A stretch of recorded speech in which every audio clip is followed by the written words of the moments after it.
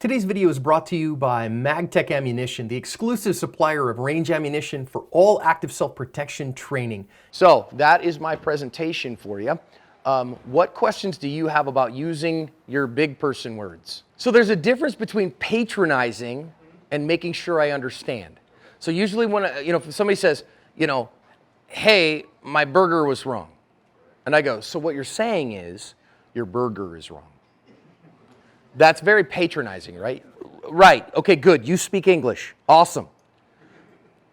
But if I go, hey man, my burger's wrong. Oh, okay, sir, I'm sorry, did you just come through the drive-thru or what was going on there? Well, yeah, I got all the way home, I went through the drive-thru, my burger was wrong, and now it's cold and I'm frustrated about it. Okay, no problem. So can you tell me what time you came in? Well, I mean, I don't know, it was, 20 minutes ago. Okay, cool, what was the burger? So now I'm asking all these questions. All right, so what you're telling me is you ordered it with no pickles, and you wanted it that way, but it didn't come with no pickles, and you got all the way home and you're frustrated about it. Do I have it about right? And you go, yeah, it's exactly what's right. Awesome, man, let me fix that for you. Let me get you a new burger. Let me find your order in the system, and I'm gonna refund your order. Does that sound good? Does that help you? Does that make it right? Yeah, that'll make it right. Cool, at least we got free food, Now, I'll be straight up when they go, well, let me remake your burger. And I go, and what are you going to do for my time and the gas of me coming down here? Now we've got another issue, right? We've got to deal with this problem. Does that make sense? Did that help you some? Yeah, I think that's a good point, that we don't just, we're not parroting and we're not mirroring back, right? What we're doing is we're seeking to understand. And if it's something that's a simple thing, that's easy to understand, then again, you treat it as such, right? Or if you go, wait, I'm sorry, sir, I don't understand what you're saying. Please, can you say it again? I'm sorry, I just didn't catch it.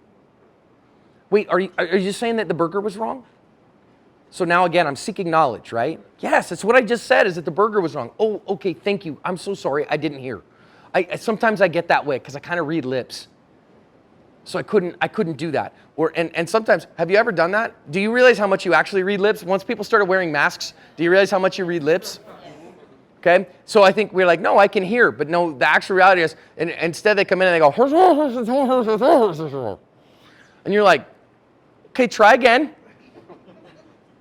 And I will literally sometimes, just to reset someone's thing, I'm sorry, sir, I'm kind of hard of hearing. I was in the Navy and I can't hear very well anymore. Can I ask you to say it again slowly so that I can hear you?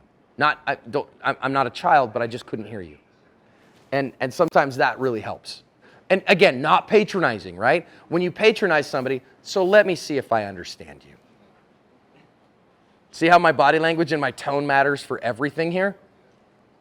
But if instead I get out from behind mine, we're not across the table, I get out and I'm on the same side of the table as you, and I go, show me the math problem here. Let me help you with this. How can we do that? Again, we're talking a significant difference between somebody that is an unknown contact that I want to maintain physical distance from, and somebody that's a known contact that I'm acting instead with, okay? Because, so for instance, if somebody and I are having a conflict, sometimes mirroring a nonverbal language, right, can be very good, and sometimes instead showcasing the the nonverbal cues you want from them. So somebody comes in and goes, I got a bone to pick with you. And I go, oh yeah? I'm all in. Tell me what's up. What am I saying to them right now? I'm not going back down. Yeah, I'm mad, I'm closed, I'm ready to fight.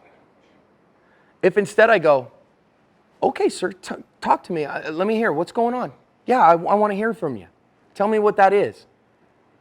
So there we have that. Now, when we get a nonverbal cue, when we're talking about de-escalation, we might even say, hey, wait a minute, we're going to use our verbals in an armed robbery. You hear me talk about all the time about waiting your turn and taking your turn, and you hear me talk about purposeful compliance. Somebody sticks a knife on you and says, give me your wallet. Now, all the time I go, okay, man, I'm going to get you my wallet.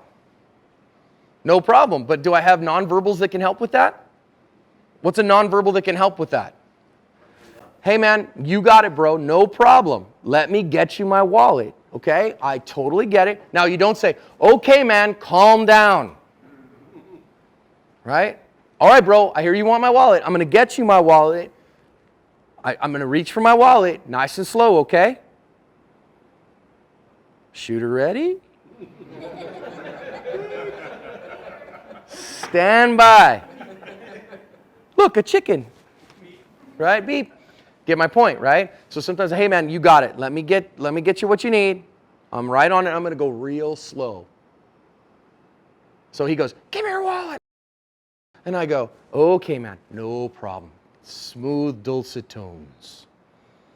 No problem. For you instructors, when you catch me out on the range teaching, that's one of my big things. Did anybody pay attention to, if you stood on the line with me, that there was no up, but instead there was shooters.